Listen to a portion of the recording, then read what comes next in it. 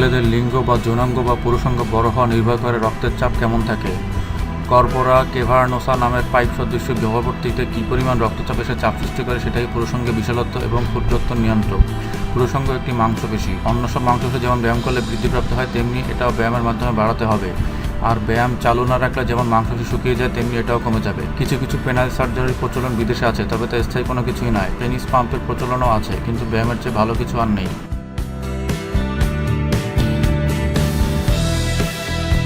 পুরুষাঙ্গের আকার বৃদ্ধি 3 ধরনের ব্যায়াম আছে, যথা শেকিং, জেলকিং, স্ট্রেচিং।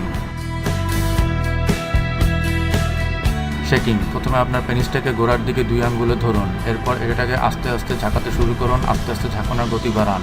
এভাবে একটানা 200 থেকে 250 বার ঝাঁকান। মাঝে মাঝে আপনার ইরেকশন হতে পারে। ইরেকশন হলে পেনিসকে শিথিল হওয়ার জন্য কিছু সময় দিন, তারপর আবার করুন। এভাবে দিনে 2 বার করুন। এটা করার সময় আপনার হস্তমৈথুনের ইচ্ছা জাগতে পারে। ইচ্ছাটাকে পাত্তা দেবেন না।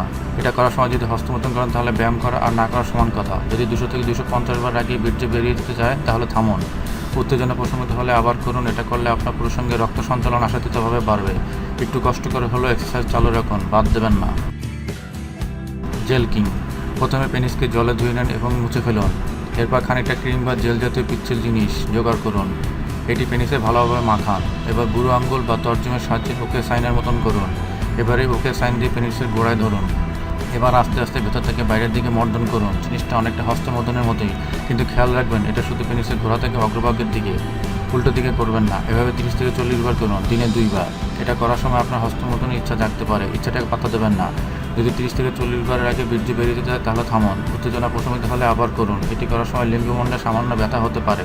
এছাড়া আপনি দেখবেন লিঙ্গমণ্ডল লাল হয়ে ফুলে উঠতে পারে। রক্তের চাপের কারণে এমন হয়। স্ট্রেচিং: প্রথমে লিঙ্গমুণ্ড 5 আঙ্গুলের সামনে চেপে ধরুন। এবার এটাকে সামনের দিকে টেনে ধরুন, এমনভাবে ধরুন যাতে পিছলে না যায়। এভাবে 20 সেকেন্ড ধরে রাখুন। 20 সেকেন্ডের পর ছেড়ে দিন। এভাবে একটানা 20 বার করুন।